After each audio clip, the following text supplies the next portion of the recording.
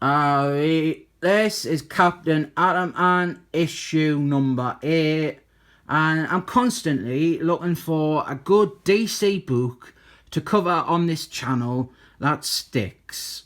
Other than Superboy and the Terrificals, nothing seems to attract people.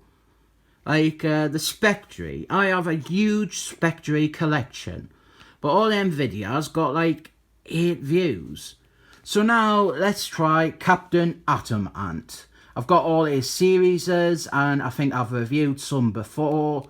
But here we have got issue number 8 with its awful Alan Windsor Smithy looking cover. I really love this original Captain Atom Ant series. It'd be like my go-to choice if someone asked us what a straightforward DC book to get into is. You didn't really have to add any caveats like, oh, there's also this one shot that you need to read, and then there's this whole story in another book that's important.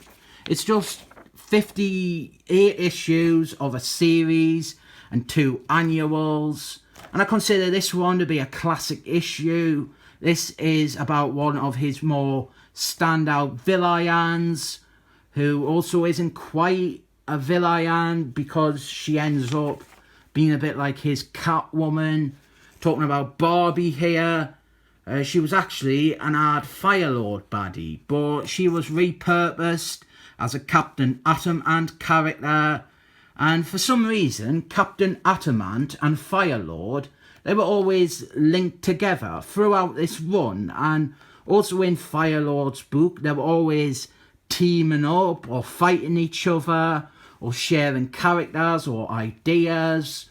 We quickly get caught up on the story here, and how Barbie, she wants revenge against Captain Atom Ant because he beat her in issue 2 of this series. Suppose I should cover that one next. But yeah, she wants revenge. Barbie, she's like a terrorist. She is a French-Canadian separatist, like Northman from Alpha Strike. And right now, they are in Cambodia, which isn't even in Canada. And they're both attacked by soldiers.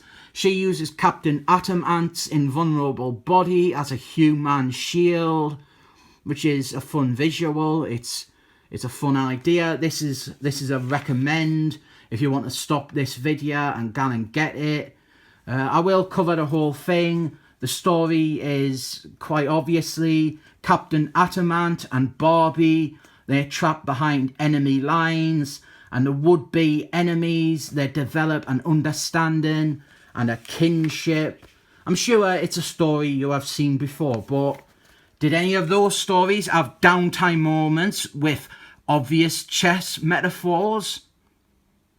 I have got a rule that any comic that uses tarot cards is immediately awful. I think I need another rule about comics using chess metaphors. It's always fucking terrible. Can we just retire the idea of a chess metaphor for good? They provide nothing to the story at all. They're just annoying. Back to the good stuff though. This issue, it's all told from Barbie's point of view, from her perspective. All the captions, they are her thought boxes. So it definitely makes us feel a little less cheated to have her and Captain Atom Ant suddenly becoming friends. Her motivations, they are made clear, and she doesn't come across as like an inconsistent harpy type of character or a hysterical succubus. And Captain Atom Ant, he's unconscious for most of Barbie's real internal conflict, where she has to let go of her desire for revenge and accept that he is probably her only way out of Cambodia. I think the moral for the story is Divin Gan for a holiday in Cambodia, because it's tough, but it's also life. Barbie uses her powers to help mend Captain Atom Ant's wounds, and he transforms back to his human form. And it was sure nice of him, in the throes of his recovery, to cover up his tackle with his hands. This story could actually go in a sexy direction now, with her raping him, but instead it has her acting honourably. I cannot remember if this is before or after. I think it's after Barbie was on the Suicide Squads. She was in like the first Suicide Squad story, and she tried to sell the team out to terrorists, and she was taken off the team straight away. I was kind of expecting that to be mentioned here, where we get some more of her backstory, but it's not mentioned. So Captain Atamant, he wakes up, and the two of them trek across Cambodia, trying to escape.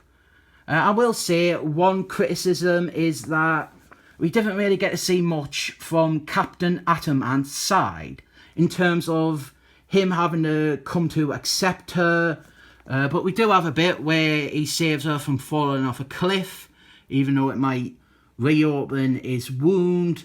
But this is a superhero comic, so they start fighting some more soldiers, and during the fight we have, again, a fairly predictable bit where Barbie, she's considering using the fight as a cover, as a means to kind of dump Captain Atamant and escape herself. But would you have guessed that at the last moment, when Captain Atamant is in danger, she would decide to save him? And then they get away, and that's kind of the first chapter in their relationship.